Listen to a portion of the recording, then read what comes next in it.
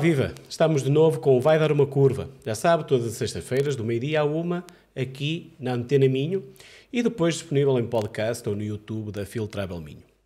Hoje, e depois de uma série de programas dedicados ao referencial gastronómico do Minho, voltamos ao formato normal para esta nova temporada. Estamos em casa desta vez, não nos deslocamos a nenhum espaço. Provavelmente será o nosso tapa agora de inverno, e estamos de novo cheios de novidades para os próximos tempos. Hoje recuperamos aqui uma velha amiga, já esteve connosco no Vai Dar Uma Curva, mas já na altura tínhamos avisado que de vez em quando a Anabela teria que passar por cá, porque quando queremos saber um pouco mais sobre a história da gastronomia, há pouca gente que tenha cultura gastronómica como tem a Anabela. Anabela Ramos, obrigado, Anabela, por estares connosco mais uma vez. Obrigada mais uma vez pelo convite e pelo desafio de falarmos aqui de um tema... Estás mais contraída desta vez? Estou mais um bocadinho. Vais-te habituando, vais começar a vir mais vezes, vais-te habituando. Só para deixar aqui um parênteses que acho que é importante, Anabela, dedicas grande parte da tua vida a estudar a gastronomia. E sim, é essa a tua paixão, não é? Sim, é essa.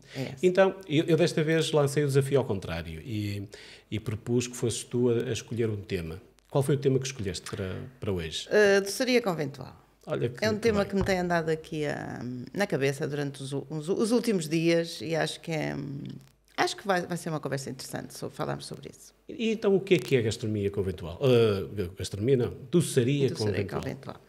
Essa é uma pergunta que tem andado por aí e que eu de vez em quando esbarro com ela, e nos últimos dias voltei a esbarrar com essa questão do que é, afinal, a doçaria conventual e porque é que ela existe e porque é que nós falamos dela e porque é que se continuam a escrever tanta coisa sobre os doces conventuais. É evidente que quando nós falamos de doçaria conventual, nós sabemos que, à partida, são doces feitos nos conventos.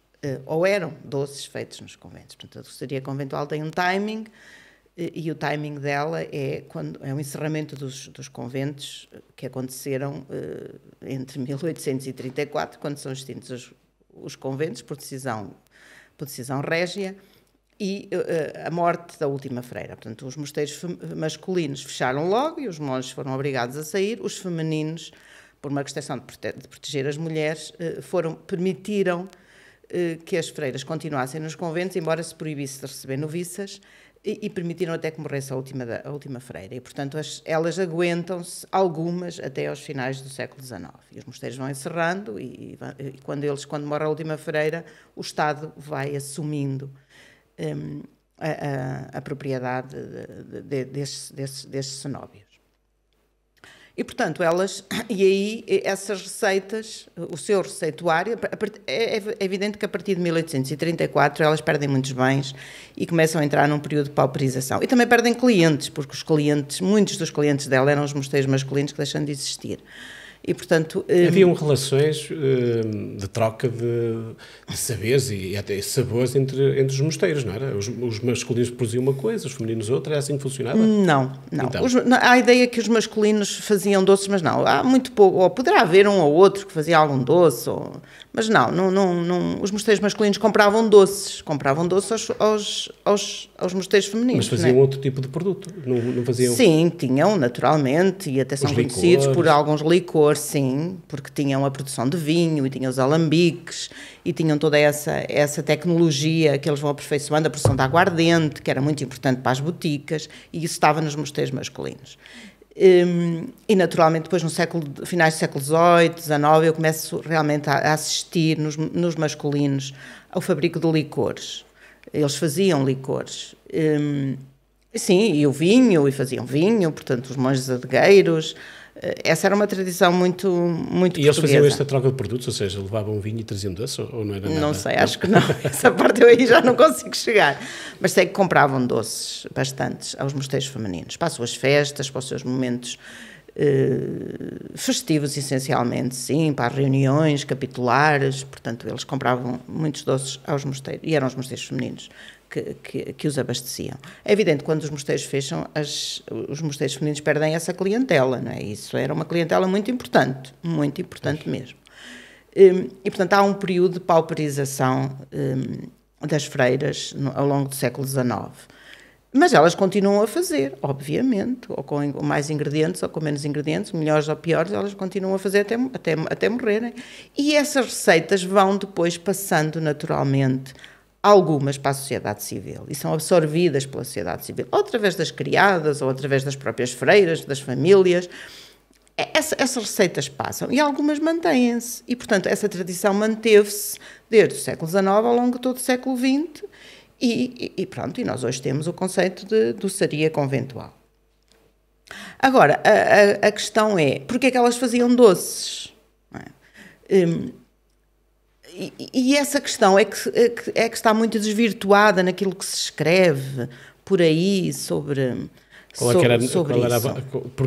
Porquê é que se instituiu esta tradição de fazer doces nos conventos? Não é? Porquê é que isto existe? Essa é a pergunta. E depois porquê é que faziam ovos moles? Porquê é que usavam as gemas e as claras? Esta questão tem que ser... Vamos tentar definir claramente isso para as pessoas perceberem definitivamente porquê é que elas faziam doces. Elas faziam doces porque, essencialmente por uma razão medicinal. O doce, quer o doce de fruta, nomeadamente a marmelada, quer os doces de ovos, desde a Idade Média, não é? São entendidos primeiro como terapêuticos, como medicamentos. Quando as pessoas estão doentes, comem galinha, mas também comem doces. E há determinados alimentos que eram considerados também eles medicinais, com funções medicinais, que existiam, esses alimentos existiam nas boticas, as boticas monásticas. Eu andei recentemente até fiz um artigo sobre esse assunto. As boticas monásticas era obrigatório que elas tivessem determinados ingredientes, amêndoa, uvas passas, ameixas. Portanto, esses alimentos tinham que estar na botica onde havia alguma doença, marmelada. Isso eram alimentos naturais dos tratamentos médicos da época. Mais uma vez também, os ovos, naturalmente, o leite, o arroz. O arroz também, desde a Idade Média, tem uma função terapêutica.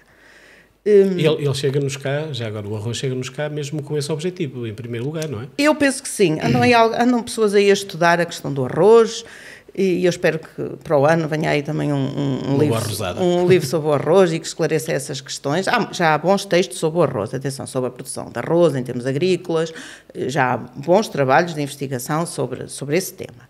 Mas sobre esta questão do arroz na alimentação, não é? Nós portugueses somos os maiores consumidores da Europa de arroz. Mas sobre esta questão de porquê é que o arroz foi entrando no nosso regime alimentar, ele entra essencialmente primeiro como na parte terapêutica. E o arroz doce, o nosso arroz doce, que já existe, já está documentado pelo menos no início do século XVII, o nosso arroz doce é um prato terapêutico, não é? Era considerado, era arroz, leite e é mesmo e açúcar e canela um doce nosso. E ovos. É mesmo nosso. É mesmo um doce nosso. É mesmo um doce nosso. E era o doce mais popular que havia. Portanto, estes ingredientes, o leite, a amêndoa. A amêndoa era essencialmente terapêutica. Ela era indicada para inúmeros tratamentos médicos. O arroz, o leite, a marmelada, o marmelo, a gema e não a clara. Porquê que é a gema e não a clara? O açúcar também era bastante terapêutico, ainda hoje, não é? Sim. Quem é que nunca te comeu quando está doente, faz uma mesinha com açúcar, não é? Um xarope de cenoura, quando estávamos constipados, eu lembro também de tomar isso quando era miúdo. Portanto, isso chegou tudo até nós, atualmente, não é? O leite tinha uma função essencialmente. Há 30 anos, eu lembro-me de um médico dizer... Eu lembro do médico dizer há poucos anos, ele depois disse relativamente há 30 anos, ele dizia, há 30 anos, quando eu era médico do estômago, quando havia problemas de estômago, havia uma terapia de leite. sempre com leite. O médico disse isto há poucos anos, portanto, e eu ainda me lembro disso. Os médicos recomendarem o leite como terapia para quando havia problemas de estômago. Portanto, estes medicamentos são seculares como medicamentos. E as freiras tinham esta disponibilidade, porque estavam fechadas no convento, tinham mais tempo, tinham esta disponibilidade e eram mulheres e traziam as receitas da sua família e as mulheres é que cozinhavam e, portanto, tinham este tempo para fazer estes doces e para os disponibilizar para as pessoas que lhes quisessem ou comprar ou para oferecerem, inclusive, ou quando estava alguém doente, elas ofereciam.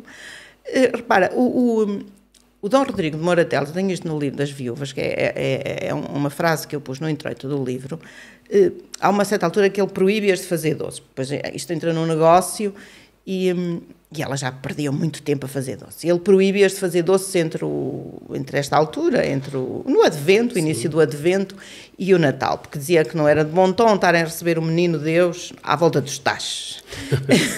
Mas mesmo assim ele permite-lhe que façam doces para algum doente, se for para algum familiar doente, ou alguém que lhes peça para doente, havia essa exceção. Quer dizer, não podia impedir, porque isso era o tratamento médico.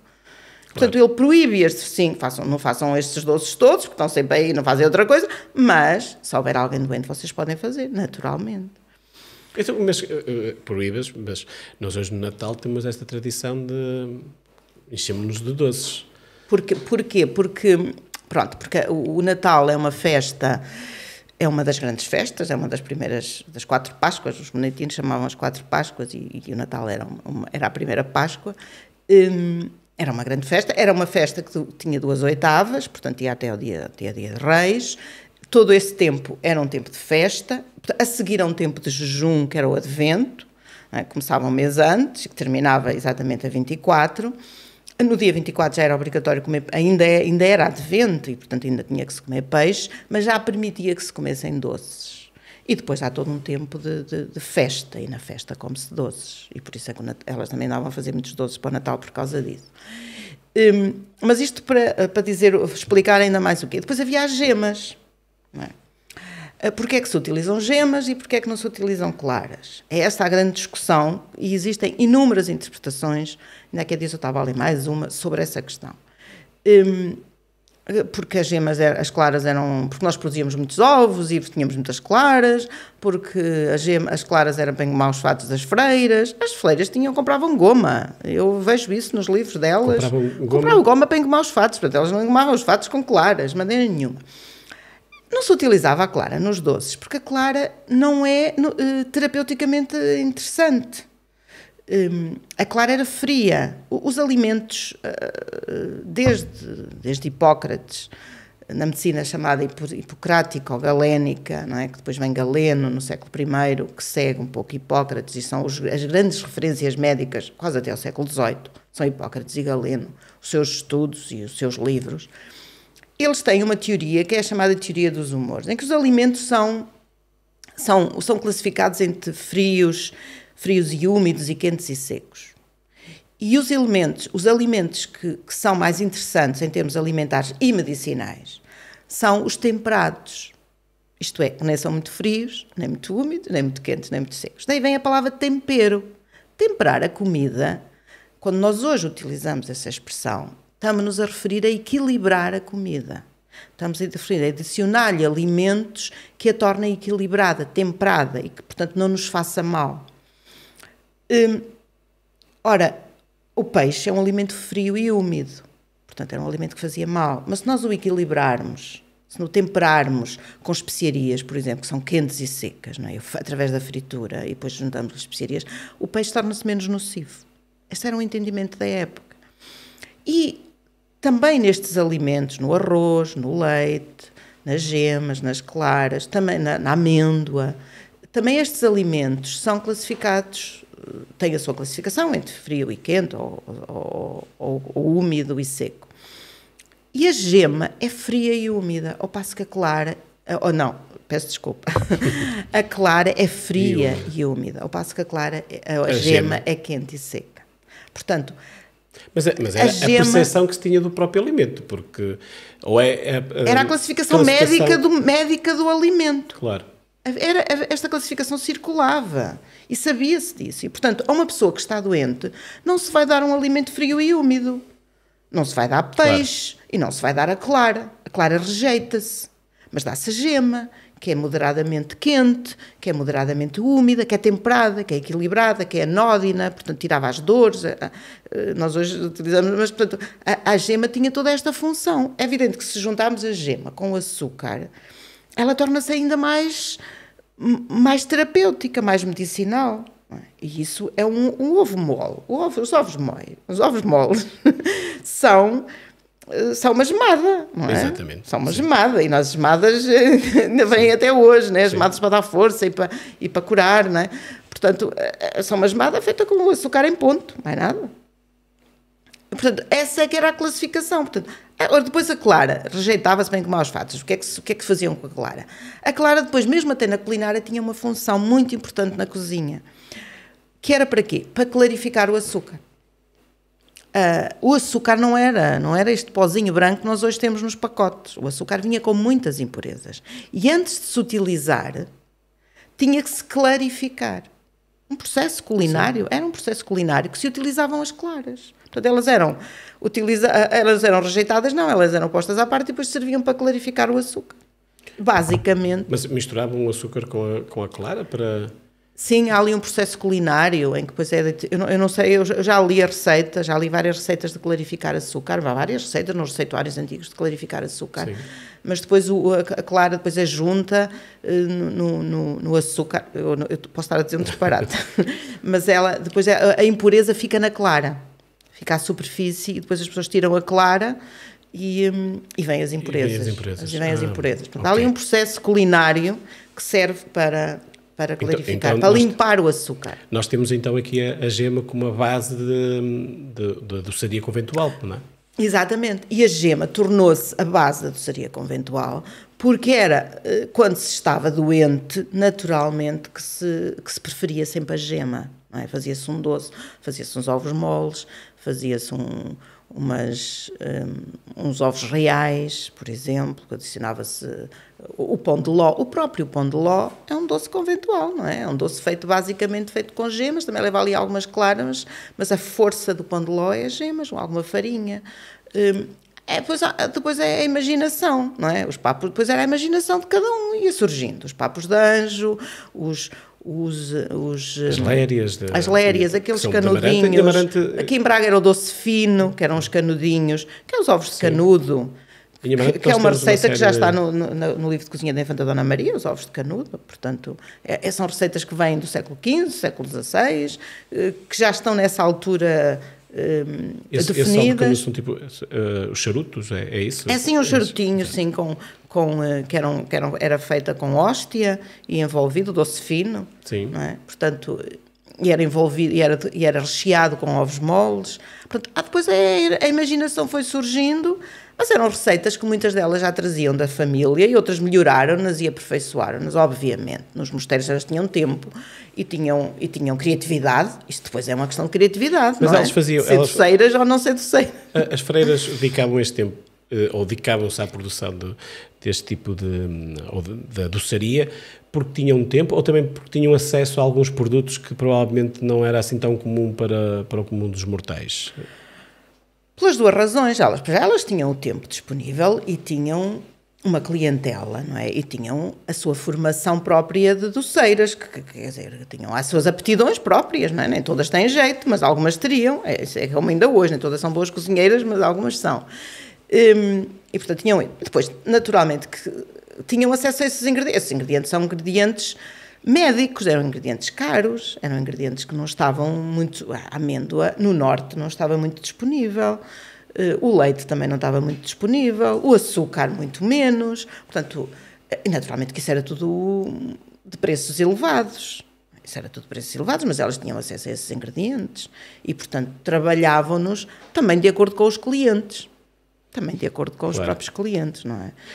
Havia muito até a prática dos mosteiros masculinos, às vezes mandavam fazer os doces, só pagavam o feitio, isto é, entregavam os ingredientes. Os ingredientes, pois. E era só mão de obra que... Sim, e elas aí também não tinham que ter muita logística, porque tinham que ter muita logística para guardar os ingredientes, e os ingredientes estragavam-se, e apareciam ratos, e toda a bicharada que poderia deteriorar os ingredientes. Então, elas também não tinham essa preocupação logística, porque se os clientes já lhe levavam para o dia X, queremos estes doces, mas não vão aqui os ingredientes, portanto era muito mais fácil.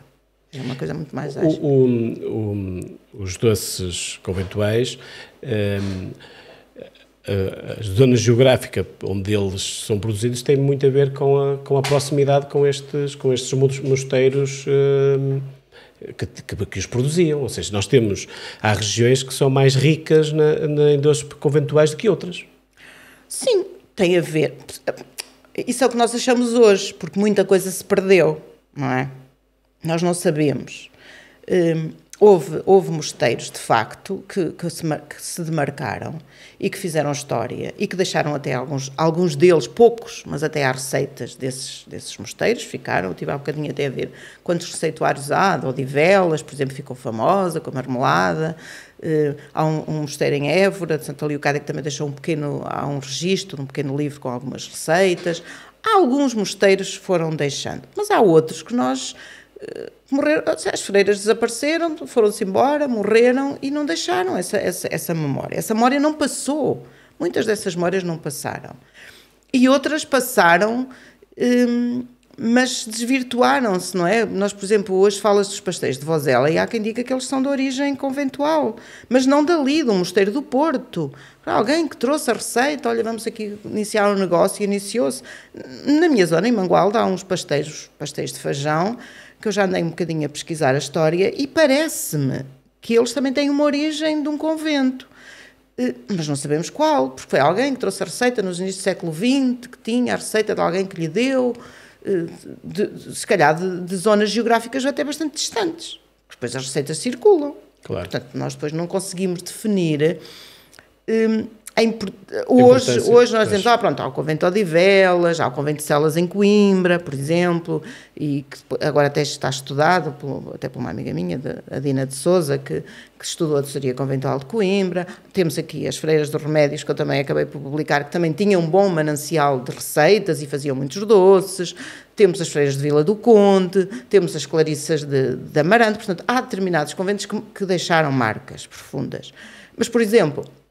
há um convento de São Bento de Viana, São Bento, e agora eu estou aqui a pensar se é São Bento ou se é Santa Ana de Viana, eu acho que é Santa Ana de Viana, que tinha um enorme fabrico. Eu já o estudei, embora não tenha escrito, nunca publicado nada, mas está estudado. Tem um manancial enorme de doces, eles faziam inúmeros doces, e isso não me parece que tenha passado muito para Viana. Não parece que Viana tenha lá nenhuma linha de doces conventuais. E elas faziam inúmeros doces conventuais. Pois, é exatamente isso que eu te ia perguntar, porque algumas cidades ou alguns municípios têm uma ligação muito forte com os doces conventuais, com a doçaria mais...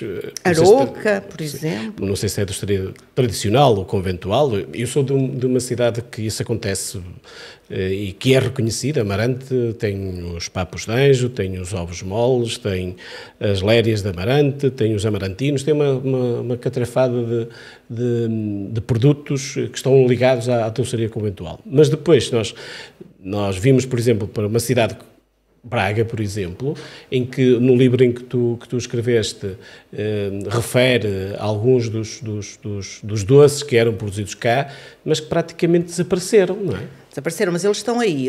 Os maçapães, por exemplo, eles estão nas confeitarias. Não é nós, tem amêndoa. Exatamente, o maçapão é amêndoa e açúcar. E açúcar, exatamente. Lá está, a sua função medicinal está ali e claras, toda. Não é? E clara só para fazer a ligação.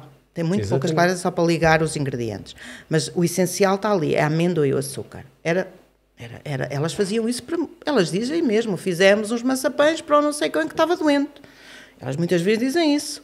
Esta nós é reconhecido, os maçapães em Braga, temos uma grande oferta, em qualquer pastelaria nós encontramos. Encontramos, eles ficaram, embora não ficaram com essa tradição de conventual, mas eles são, essencialmente, vieram, aliás, há aí até algumas receitas, pelo menos uma confeitaria, não sei se, talvez não é melhor não fazer publicidade. Não, estás à vontade. Mas, por exemplo, eles nunca quiseram falar comigo, mas os maçapães da confeitaria Luxa, para mim, Os antigos, eles têm uns maçapães que vendem e depois outros que são os da casa.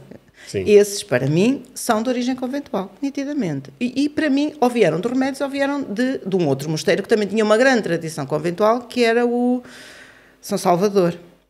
As Beneditinas São Salvador, ali em frente, no Sim. Campo da Vinha, onde é hoje o Conde de Argo Longo.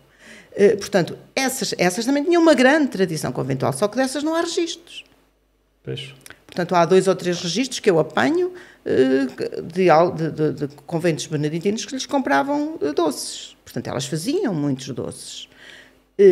Mas pronto, o espólio do arquivo delas não ficou, perdeu-se no processo de extinção e nós hoje não conseguimos recuperar essa tradição. Mas esses maçapães, esses eu tenho quase que posso jurar que eles são de origem conventual. A receita, pelos ingredientes que têm, por tudo, esses ficaram.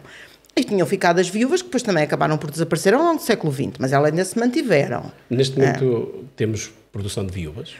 Eu penso que não, penso que ainda há a Pastelaria Veneza que ainda faz, mas não sei como é que isso está hoje, sinceramente. Eu penso que o Sabiá, o Manel de Sabiá, também houve uma altura que ele, penso eu, que também fazia as viúvas de Braga. Mas como é que um produto como as viúvas de Braga, estando numa cidade com a dimensão de Braga, não desaparece? São circunstâncias, porque as pessoas não as valorizaram naquele tempo, não é? Naqueles primeiros 40, 50 anos do século XX, não foram valorizadas pela população. Pronto, e caíram em desuso. Houve, por exemplo, a Aroca valorizou muito isso e manteve essa tradição. Não é? E hoje nós vamos lá, são os doces da Aroca, são as morcelas da Aroca. Parece que só o mosteiro da Aroca que fazia morcelas. Não, todos os mosteiros faziam morcelas. Aqui as freiras de Remédios faziam imensas quantidades, era um doce muito da Quaresma, ali muito da Semana Santa, e elas mandavam-nas para Lisboa. Portanto, elas tinham uma tradição muito forte de fazer morcelas, e como elas e outros mosteiros. Verdade que às vezes, o que eu me apercebo é que, por exemplo, São Bento da Ave Maria, no Porto, elas eram mais de fazer confeitos. Portanto, eram especialistas em confeitos. O que é que são confeitos? São aqueles bolinhos, aqueles docinhos de açúcar. Aqueles docinhos de açúcar que ainda hoje se vendem por aí, de várias cores. Ah, ok. Isso são os confeitos. Confeitos? Confeitos. Confeitos. Que é um doce do Norte. Sim. Nós hoje não encontramos confeitos no Sul. Em Coimbra há lá uma pastelaria que vende. Mas ao Sul não há. E, aliás, ele dizia, há uma definição de confeitos por um dicionarista do século XVIII, em que ele diz: são como as nossas amêndoas cobertas.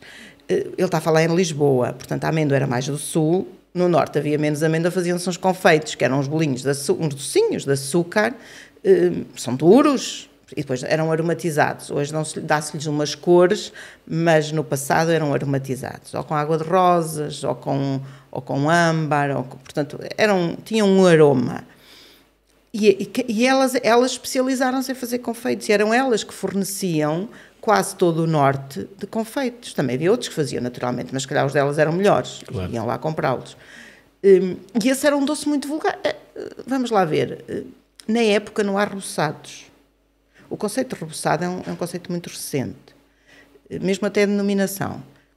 Mas há estes pequenos doces que, no fundo, são os reboçados da época. Exato. Há pouco estavas a falar da amêndoa e estavas a falar que a amêndoa também do Sul, mas nós temos muita amêndoa em Trás-os-Montes, não é? Pois, e nós recebíamos-la essencialmente através de Trás-os-Montes, mas ela entrava, mas não a tínhamos aqui na zona. Assim, não na é? zona do Minho, não. Não a tínhamos, e portanto ela era cara. Sim. Ela era cara, e portanto era só para estes doces, só para as boticas, quando se estava doente, ou para as enfermarias monásticas. Há pouco também estavas a falar de outro bolo, que é muito comum hoje, que é o pão de ló. O pão de ló tem essa origem? Ou... Tem. Também tem origem... As freiras de Santa Ana de Viana, eu penso que estou a falar bem, elas eram especialistas a fazer pão de ló.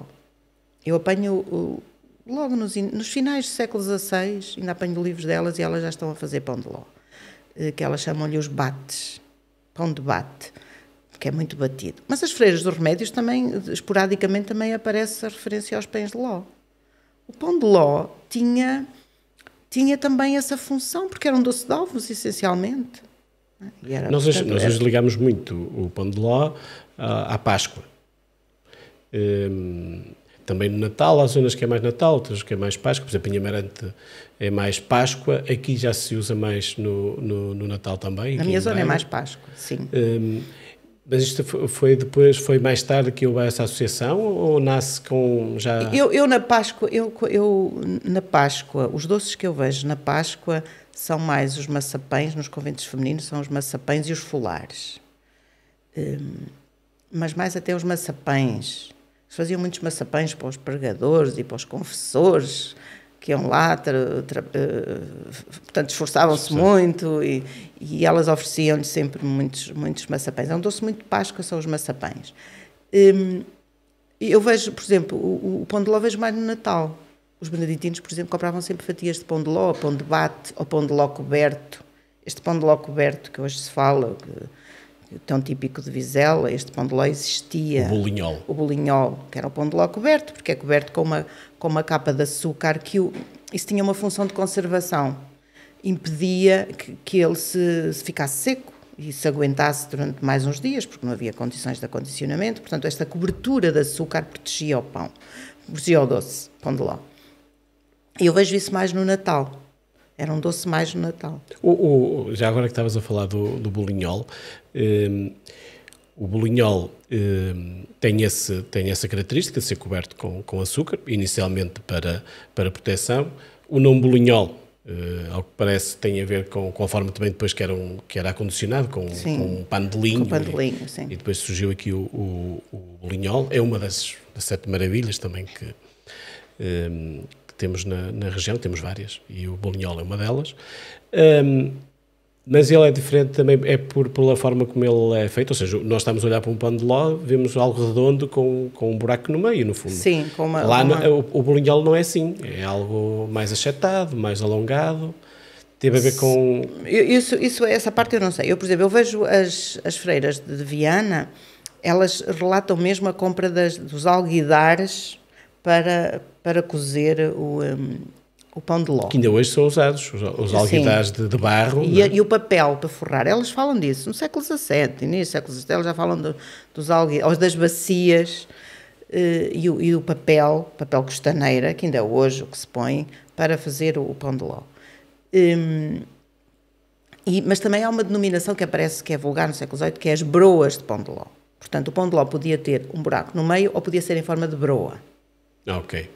Portanto, podia ter estas duas formas. Mas sempre com aquele aspecto alto de broa, mas não é? Sempre com aquele aspecto alto. Como ele surgiu com em fatia quadrangular ou retangular, isso eu não sei. Mas é possível, porque ele depois, se fosse para cortar as fatias e ser comercializado, depois as fatias podiam ser passadas por a calda de açúcar para as conservar. Porque havia as fatias de pão de ló coberto. Isso é registado nos mosteiros beneditinos a norte, as comprarem fatias de pão de ló coberto. Essas fatias de pão de ló poderiam ser em tabuleiros, de facto. Ali, na zona de Vizela, acabou por ficar, porque houve ali um negócio que surgiu, porque depois disto, no final do século XIX, há negócios que surgem ligados e que fazem sucesso e mantêm, fazem tradição. E depois do bolinhol, provavelmente vamos a Vizela um dia desses, provamos e descobrimos um bocadinho mais sobre o bolinhol. E antes de irmos para o nosso intervalo, além das viúvas e dos maçapães, que outros bolinhos ou que outro doce nós tínhamos aqui em Braga que achas que seriam referência? Opa, agora, assim, de repente, mas havia muitos, estão aqui muitos, não é? Mas eu gosto de falar das frigideiras. As frigideiras? Das frigideiras.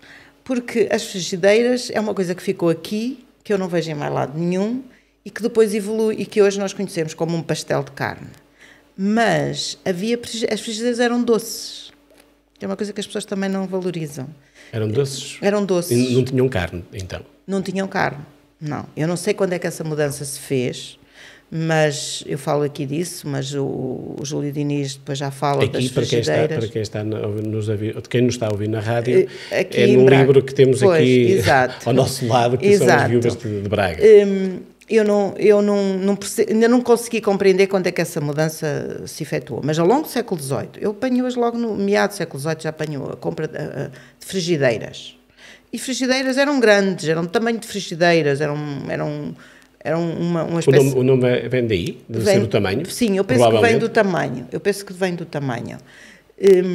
E era massa folhada, portanto, tal como hoje, isso nota-se, isso está registado, folhado das frigideiras. Polvilhavam-nas com açúcar e era recheio de doce de fruta, ou recheio de pão de ló, que eu ainda não percebi muito bem como é que isso era, mas elas falam em frigideiras de pão de ló. Portanto, poderiam levar um recheio de ovos moles, da massa de pão de ló que depois cozia. Nunca testei, nunca falei nisso com nenhum pasteleiro, não sei como é que isso é possível fazer, mas essa designação está escrita. Frigideiras de pão de ló. Século XVIII, meados do século XVIII. Frigideiras de pão de ló. E depois essas frigideiras, que eram tão compradas, não é? Houve uma altura qualquer que começaram-nas a fazer com recheio de carne e foram essas que ficaram. As outras desapareceram. Desapareceram da nossa memória histórica. Sim, nossa memória, não temos. Não de temos facto, essa memória. As frigideiras só mesmo cá que... Memória histórica temos, não temos a memória. Não temos a memória recente. Hoje só temos frigideiras de carne. De carne. Bom, e ficamos nesta primeira parte com as frigideiras de carne. Por acaso, agora na hora do almoço, até já ia uma frigideira. Nós vamos ouvir agora, durante o intervalo, aqui uma outra proposta para um prato bastante típico desta altura, que está muito ligado ao dia 1 de novembro, que são as papas de sarrabulho, muito típico aqui também da zona, e voltamos já a seguir para a segunda parte do Vai Dar Uma Curva. Até já. Novembro chegou e com ele chegou também a época das papas de sarrabulho. Este é um prato tipicamente minhoto que se come por norma a partir de novembro até à Páscoa. Todos os anos há um festival dedicado às papas de sarrabulho, mas não tem de esperar até lá para o poder provar. O restaurante Caldelas e a Tasquinha Tomadas são dois dos muitos espaços em Amares onde pode degustar este prato. Mas não só, em Braga também se come bom sarrabulho, como é o caso do restaurante Bem Me Quer, onde se servem papas há quase 70 anos. Se está com fome, não perca tempo e vá visitar um destes espaços do Minho.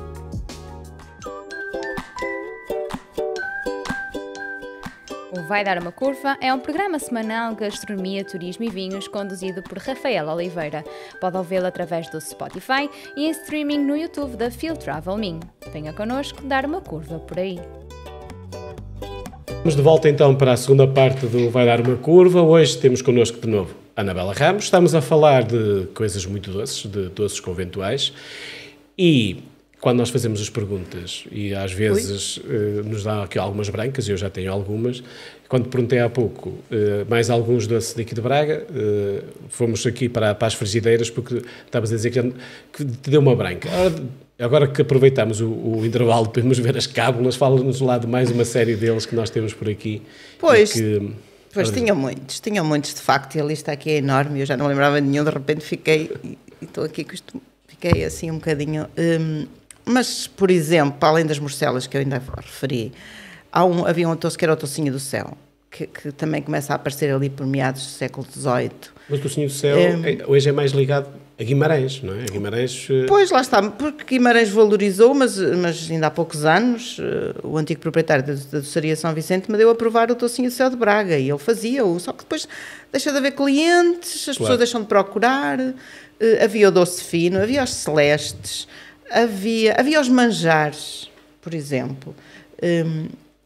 Lá está, o manjar tem uma ligação terapêutica muito forte, o manjar real, o manjar branco, que está em todos os conventos do país, e que aqui elas também faziam imenso, os manjares. O que são os manjares?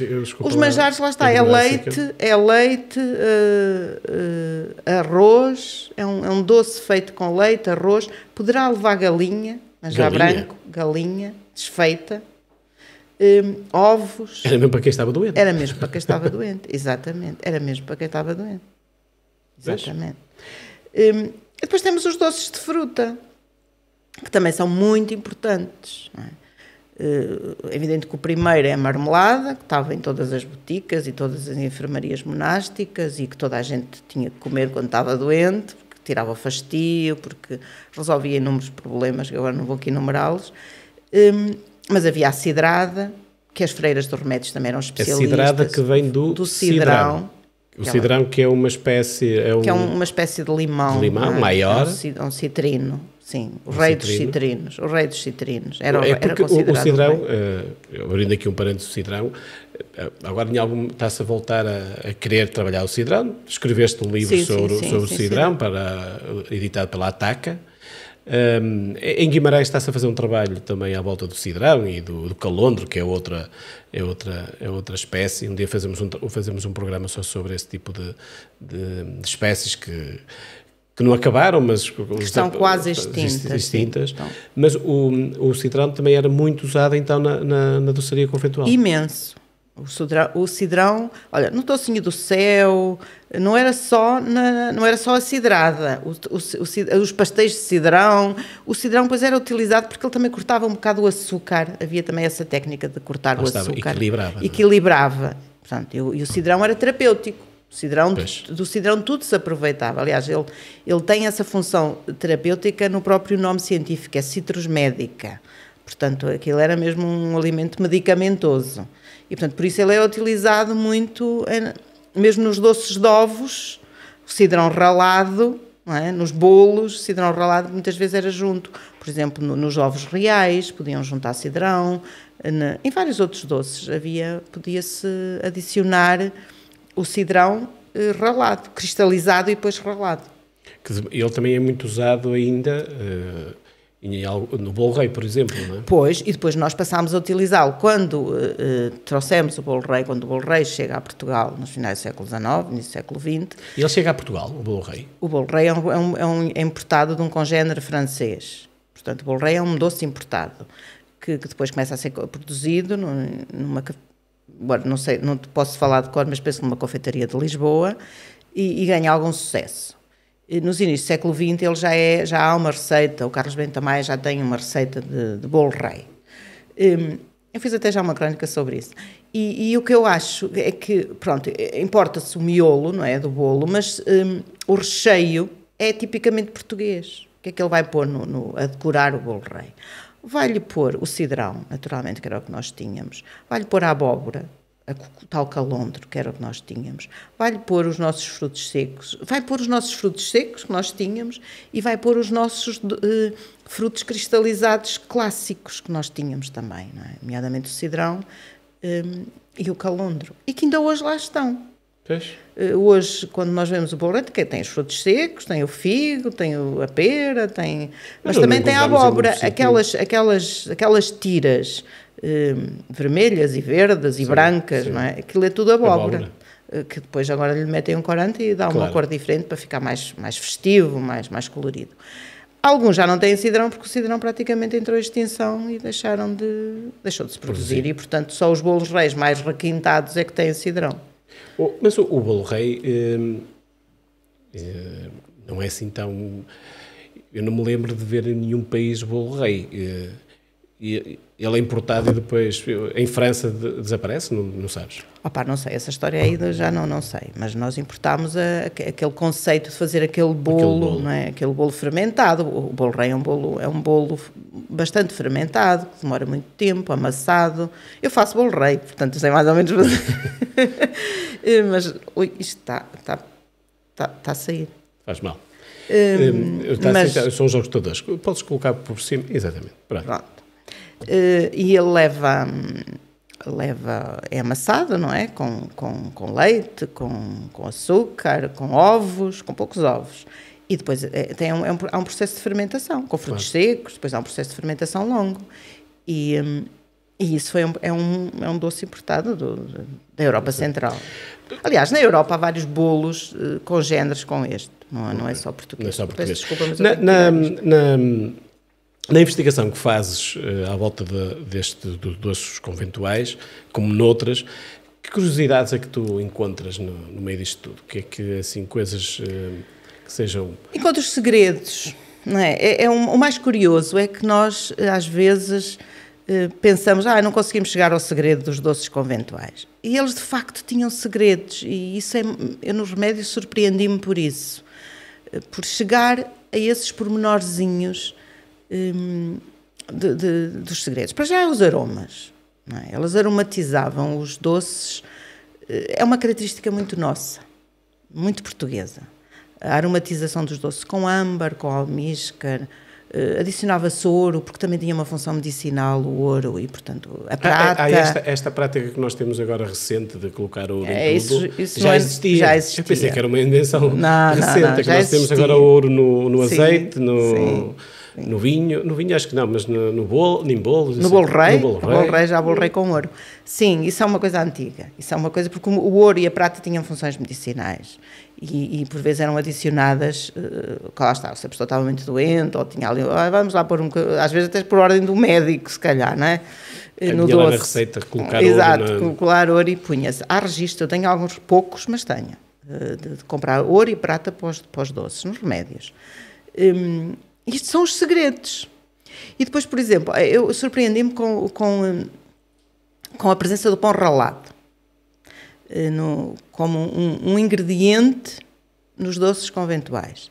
Elas não referiam pão ralado, elas referiam rosca para os doces. E eu interrogava-me sempre rosca. Mas porquê rosca? O que é que... Mas tinha lá pão. Houve uma altura que eu pensei, será farinha de rosca? Porque é uma farinha para fazer o pão de rosca, que era um pão tão típico do Minho, que elas punham uma farinha mais especializada, mais peneirada. Não, era mesmo rosca. Elas faziam as roscas e que depois, para ralar, para adicionar. Portanto, era um pão de muita qualidade. Uma rosca ralada é um pão ralado muito branquinho, não é aquele pão ralado mais escuro que nós compramos no supermercado, não, era uma coisa completamente diferente, que elas depois ralavam e que depois adicionavam aos doces. Por exemplo, esses maçapães da confeitaria Luxa, eu estou aqui a fazer umas publicidades fantásticas, têm rosca, têm pão ralado. Por isso é que eu digo que aquilo é uma receita conventual. Mas eles colocavam um pão ralado para fins medicinais ou para dar estrutura? Não, para dar estrutura, para dar consistência ao doce. Portanto, esse é o segredo. Não é? Era para dar consistência. Para percebermos como é que muitas vezes ganhavam aqueles moldes que... Não é? E depois a água de flor de laranjeira, que estava em tudo que era doce. Não havia doce nenhum que não fosse aromatizado. Isto estava-lhe um toque diferente. E nós temos que perceber o sabor da época. Não é? O gosto da época era muito diferente do atual. Não é? Com âmbar, com almíscar, com flor de laranjeira, eram sabores muito fortes. Mas temos agora mais um citrino, não é? Tínhamos o cidrão, flor de laranjeira. Agora temos a flor de laranjeira, porque isto tem a ver com as laranjas. Mas a laranja também é muito usada na doçaria, ou não? Não, a laranja não é. A laranja era só utilizada a flor e a casca. Pois, a casca, sim. Mas havia uns doces com casca, mas era pouco. Mas era essencialmente por causa da flor, que a laranjeira era importante. Porque nós temos a laranja próxima, que é a laranja da Mares. Eu estava a tentar perceber se teria alguma influência em algum destes doces. Em relação aos segredos, nós temos esta questão do pão, que de facto é interessante, porque também não imaginaria que tivesse. E há mais alguma coisa que... Pois há as especiarias. As especiarias, nomeadamente a canela, que era muito utilizada, mas há um ou outro doce que elas compram cravinho. Portanto, o cravinho, que ainda hoje também é utilizado, numa doçaria mais específica, utiliza-se cravinho. Era também já um toque de cravinho, também dava-lhe ali um sabor diferente. E a canela, naturalmente. Mas estes eram os segredos, não é? E conseguimos chegar, por exemplo, à presença do pão ralado e destes aromas, que era é já estar a entrar na intimidade das conserveiras de quem os produzia, não é? Porque elas não revelavam isto ao exterior. Porque há pouco, e isso até é um assunto interessante, porque nós, e começaste por aí mesmo, que é tentar perceber como é que houve esta transição, como é que os doces saíram dos conventos e chegaram à produção exterior aos conventos. Já explicaste que tem a ver com o fecho desses mesmos conventos, mas depois muita coisa perdeu-se porque não houve esta ligação para o exterior. Sim. Algumas coisas mantiveram-se. Mas depois, quem é que tinha acesso a estas receitas? Eram as famílias das pessoas que estavam lá dentro, eram famílias que compravam receitas, porque nós se olharmos para o comum dos mortais e olha para quem que faz para quem tem essas receitas, as receitas continuam a ter uma proteção enorme. Quem as possui, há bocadinho falaste de um exemplo, que nem falam, mas nós encontramos vários exemplos destes, mesmo noutros projetos que eu personalmente estou envolvido. As pessoas têm muita dificuldade em partilhar as receitas. Como é que tu achas que isto, como é que foi feita esta transição? Tens ideia? Pois não sei, não tenho mais ou menos. Portanto, as receitas... Olha, o Francisco Borges Henriques, no século XVIII, no início do século XVIII, naquela obra o Ricide, que eu participei com o Ricide no ano passado, ele tem lá já receitas de conventos. Porquê? Porque ele era um cozinheiro de um homem rico, e, portanto, ele partilhava receitas com as senhoras donas e com as freiras e com os conventos, e ele registava as receitas. E ele diz, esta é melhor, aquela não é tão boa, outros manjares. Portanto, havia essa troca de receitas. Havia esse registro de receitas em livrinhos de cada das famílias. Isso eu percebo isso, por exemplo, em alguma correspondência. Agora até estou a estudar uma outra correspondência do século XVIII, XIX, em que deixei aí numa carta, deixei aí o meu livro de receitas, manda-me o meu livro de receitas porque eu quero ver se faço geleia de uvas. Uma senhora a dizer para a filha, manda-me o meu livro. Portanto, cada senhora... Cada família tinha o seu livro de receitas. Aliás, a Infanta Dona Maria, o livro de cozinha, o célebre livro de cozinha da Infanta Dona Maria, era um livro particular dela, né? Que está lá em Itália, que ela levou quando casou, com as suas receitinhas passadas, levava ali um conjuntinho, que também fazia parte do enxoval, não é? O livro de receitas de família. Claro. Portanto, isso existia. É evidente que a maior parte delas foram parar ao lixo, e, portanto, não temos essa memória. Mas e as freiras também levavam, quando iam para o convento também levavam. Muitas podiam levar a aprendizagem de saber fazer um arroz doce, ou de saber fazer um manjar, como nós hoje também claro. Trazemos a aprendizagem, né? Vamos valorizando para o casamento, e para fora do casamento, também temos, eu sei fazer aquela receita e nem a temos registada. E elas também as levavam, e depois também as registram e também as valorizam. E depois elas passam para a sociedade, através das criadas, ou através delas próprias que as dão, que trabalhavam com elas, ou das recolhidas, porque depois no século XIX também vão para ali muitas recolhidas, mulheres que se recolhem, ou viúvas, ou que estão sozinhas e que se recolhem nos conventos. Elas já não podiam receber noviças, mas ainda há muito as chamadas recolhidas, e que participam dessa azáfama de fazer doces, e que veem e que observam. E naturalmente que aprendem e que depois transmitem ao exterior. E, portanto, as receitas vão passando assim. Não é? No século XVIII, elas, se calhar, tinham mais... preservavam mais as receitas, preservavam mais o segredo entre elas, porque era o seu negócio, não é? Era a sua forma de sobreviver. Elas sabiam disso e tinham bem essa consciência. Podiam partilhar com o cozinheiro A ou B, como o Francisco Borges Henriques, que partilhavam, mas também sabiam que aquilo ficava ali um bocado num circuito fechado, claro. Não circulava muito. Era seguro. Era seguro, não é? Agora, nos finais do século XIX, quando elas estão a definhar... Quando estão a acabar, quando estão lá 2 ou 3 freiras já pobres e miseráveis a passar fome dentro de um convento, porque elas já estavam completamente pobres, nessas alturas é muito mais fácil essas memórias passarem para o exterior. E elas passam, naturalmente. E depois quem tem capacidade para as aproveitar, aproveitou-as e fez negócios. E elas assim surgiram. Muito bem. E agora vou-te fazer uma pergunta, também para fecharmos, estamos quase no final do programa. Retira daqui as viúvas de Braga. Diz-me dois doces que tu achas que para ti são os melhores doces conventuais. Eu gosto muito do docinho do céu. Acho um doce muito bonito. Muito o de bom. Braga? O de Braga, sim, também. Eu conheço o de Braga, mas também conheço outros. Mas acho um doce muito interessante. E também acho as maçapãs um doce muito interessante. Mas gosto de outros. É doce? Sim, mas há outros, mas eu gosto destes. Eu desta vez também vou querer dizer 2. Então diz lá. E não posso fugir aos nossos da minha terra natal, de Amarante. Claro. Adoro os papos de anjo. Acho que no fundo é a gema do ovo, açúcar e depois envolvido em hóstia, em algo do género. E as leiras de Amarante. As lérias não conheço. As lérias são... A base de amêndoa. Pronto, lá está.